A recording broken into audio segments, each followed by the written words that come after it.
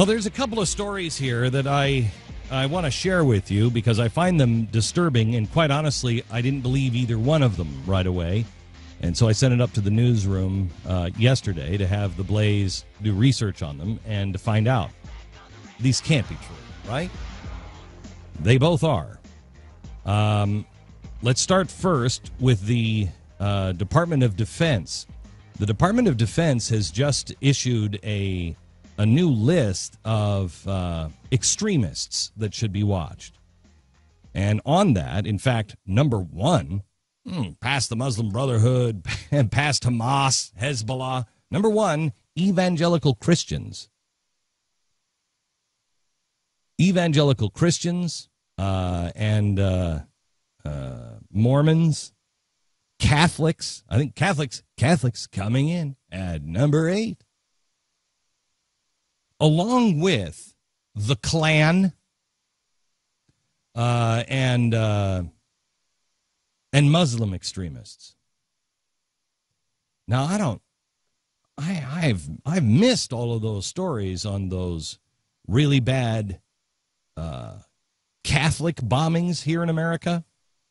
I've missed all of the fertilizer LDS bombs. I've missed all of those.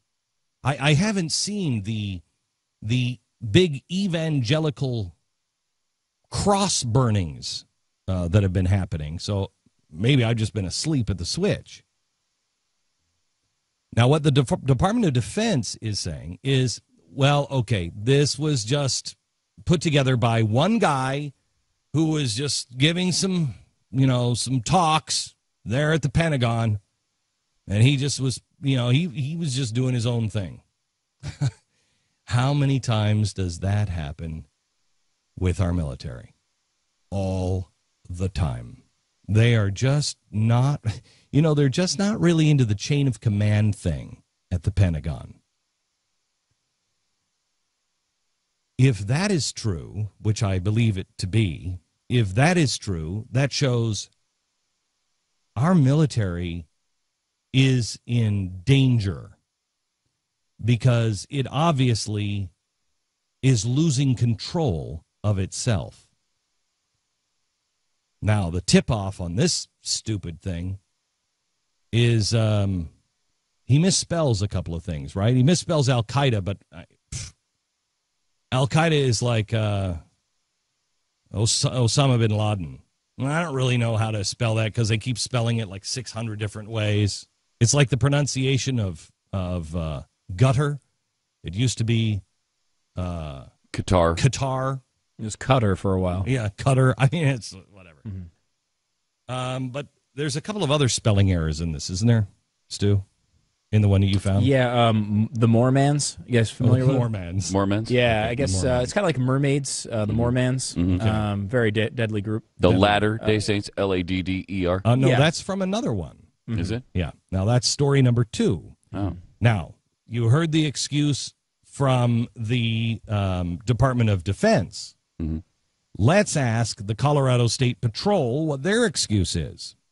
This one, I came back and I could not believe it. We called for a verification, and yep. Let me give you the article. When it comes to freedom, things are changing fast and for the worse in America, and it's happening at accelerated speed here in Colorado. Not only are laws being written at Mach speed to regulate, tax, and restrict individual freedoms, but ideas are changing amongst the Colorado citizens. Local law enforcement, in particular, are being put at a new crossroads and are being positioned to make some tough decisions about their duties. They will very soon be choosing between enforcing constitutional rule of law and new laws which contradict our constitutional principles and which make criminals out of innocence. April 5th, 2013, blogger Stephen Ahle, A-H-L-E, received an email from Broward County, Colorado Undersheriff Ron Trowbridge. This is what the post read. I've recently received a letter from one of the law enforcement's finest. He had attended a seminar in which he was told to be on the lookout for Christians. The letter was written by an attendee, Ron Trowbridge, Undersheriff, Prowers County, Colorado. I'd like to thank the sheriff and the letter and the 25 years he has spent protecting the public in his county. Fears of reprisals from either the Colorado State Police and Homeland Security fail to stop this patriot from exposing what our law officers are being subjected to. Because of his bravery, we're able to get an inside look on how nefarious forces within our government are attempting to indoctrinate our law officers. This letter proves our officers cannot be intimidated, nor can they be turned on the people they serve. The people of Prowers County are lucky to have this man. Here is the letter, unedited, complete in its original form. Now, I read that and I thought, no way, this is true. On April 1st, 2013, I was attending training hosted by the Colorado State Patrol. The training was from 12 in the afternoon to 4 p.m., and it covered two topics: sovereign citizens and outlaw motorcycle gangs. I was pretty familiar with motorcycle gangs, but since we often deal with the so-called sovereign citizen groups, I was interested to see what they had to say. The group consisted of of police officers, deputies, and CSP troopers. There were 20 people in attendance. Trooper Mike Kluzinski taught a 2-hour section on sovereign citizens. He spent most of the 2 hours focusing on how, in his view, and apparently the view of Homeland Security, people turn to the sovereign citizen movement. Kluzinski started off by saying that there are probably some sovereign citizens in this room, and gave a generalized list of those groups that have sovereign citizen views. Among the groups Kluzinski had listed were those who believe America was founded on godly principles. That would be me. Christians who take the Bible literally. That would be me. And fundamentalists. I don't know what that means exactly, but I think that might be even me. Kluzinski did not explain what he meant by fundamentalist, but from the context it was clear that he was referring again to those who took the Bible literally or, quote, too seriously. While Kluzinski emphasized that sovereign citizens have a right to their beliefs, he was clearly teaching that the groups he had listed should be watched by law enforcement and should be treated with caution because of their potential assault to law enforcement. Kluzinski explained that why he believed these groups were dangerous, saying they were angry over the election of a black president. I'm having a hard time putting that all together.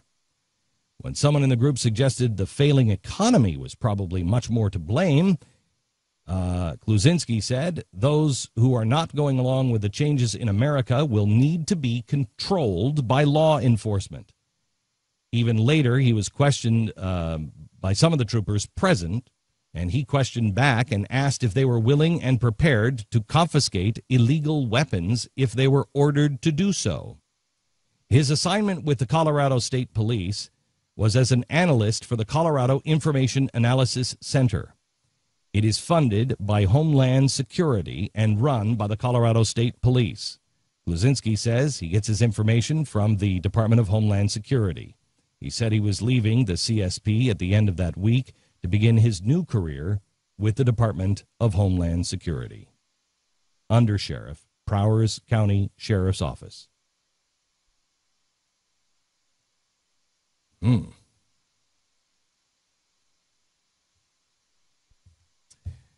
As I said, I sent it upstairs to the newsroom when I got it. And I think my subject line was, "This can't be true. Please dismiss or verify."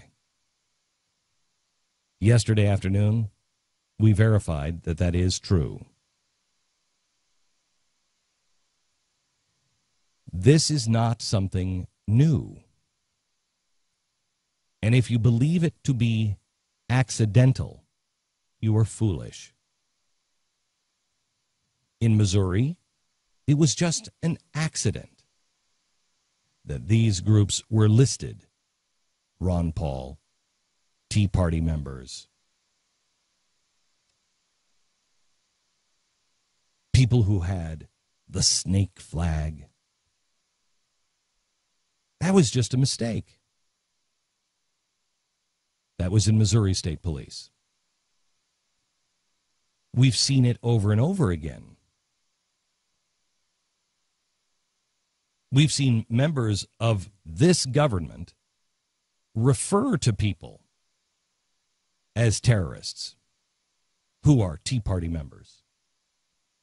We have seen celebrities say that Christians are as dangerous, if not more dangerous, than Al-Qaeda.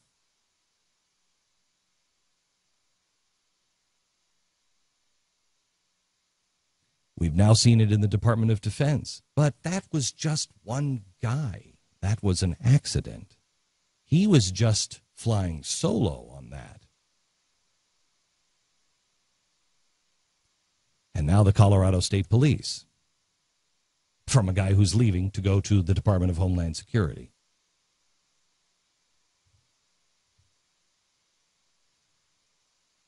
I ask you if you're a police officer. I ask you if you are a sheriff. I ask you if you are a service member to make your decisions now, because it will be a slippery slope. Have you ever listened to Tea Party people? Have you really listened to them? Have you listened to what they're saying? Have you ever interacted with them? If you're a police officer, I can guarantee you that if they've ever had a rally in your town, you've not had a problem with them. I can guarantee you, if you're honest, even if you disagree with them politically, you have seen a group of people just exercising their First Amendment right to assemble and to speak their mind. And they most likely have treated you with uber respect. And they've treated your town. They've treated its parks. And they've treated our country and our history with respect. And you compare that to Occupy Wall Street, and you compare that to what happened by the labor unions in Wisconsin. You make your decision. Are Christians who believe in the Bible, are they extremists?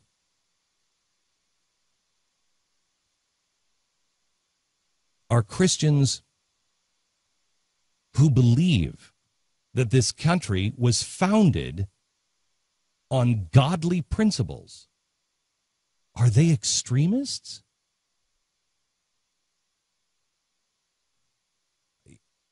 You can disagree with it, but to believe that they're an extremist makes you an extremist because you're disagreeing with historic documents. You're disagreeing with the writings of the founders, their own words. So you may disagree with them on why they founded the country, but you would be the extremist if you're denying reality.